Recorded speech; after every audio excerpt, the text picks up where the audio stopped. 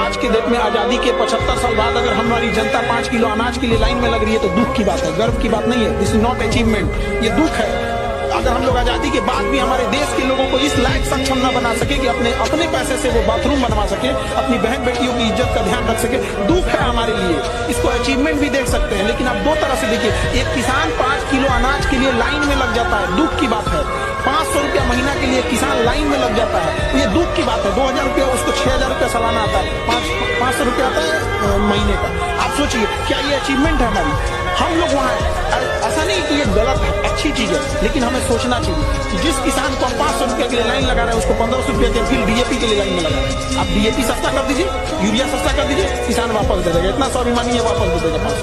जब तेरे को खुद विश्वास नहीं है कि तू बड़ा बन सकता है, जब तेरे को खुद विश्वास नहीं है कि तू करोड़ों कमा सकता है, तो इसके लायक है। अच्छा, इंसान को चीजें क्यों नहीं मिलती? क्योंकि उसको लगता ही नहीं कि मिल रहा है। आप किसी से बोल दिया बहुत स्मार्ट लग रहे थे, उसको विश्वास ही नहीं कि स्मार्ट। आप बोले आप कमाल का काम कर सकते हैं, उसको विश्वास ही नहीं है।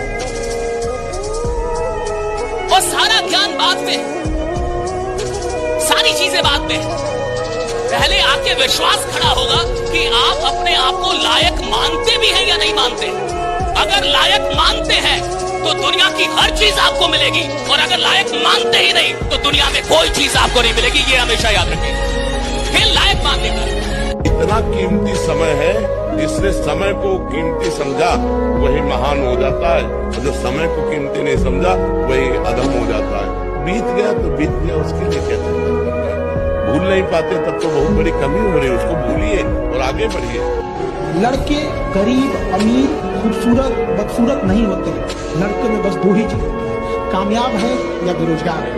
अगर कामयाब है तो जमीन के पत्थर भी सलाम करते हैं, और अगर कामयाब नहीं हुए तो आसमान थूकता है, जमीन गाली देती है कि बोझ है, मर जाओ।